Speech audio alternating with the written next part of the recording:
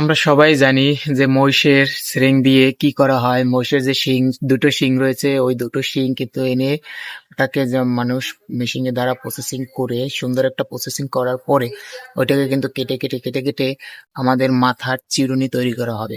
দেখবেন, ভিডিওটা দেখলে বুঝতে পারবেন চিরুনিটা কিভাবে তৈরি করতেছে। আর এই চিরুনিটা তৈরি করবে, এত সুন্দর চিরুনিটা হবে যে চিরুনিটা দেখলে আপনি অনেক ভালো লাগবে এবং সুন্দর করে আপনারা মাথা আঁচড়াচ্ছেন, চুল আঁচড় দিচ্ছেন, কিভাবে দিচ্ছেন সেটা কিন্তু এখান থেকে তৈরি করা হচ্ছে। এই চিরুনিটাই তৈরি করা হবে।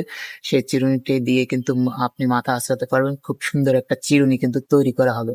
আর দেখেন চিরুনিটা ঘষে মেজে কত সুন্দর করে কেটে কেটে কেটে কেটে খুব সুন্দর একটা স্টাইল দিয়ে কাটা হচ্ছে, এবং স্টাইলটা কত সুন্দর করে ডাইস করে কাটানো হচ্ছে এবং ঘষা মাজা করে মেশিনের দ্বারা কিভাবে সেটা করা হচ্ছে, সম্পূর্ণ ভিডিওটা কিন্তু না দেখলে বুঝতে পারবেন না যে এমন ভাবে কাটা হচ্ছে।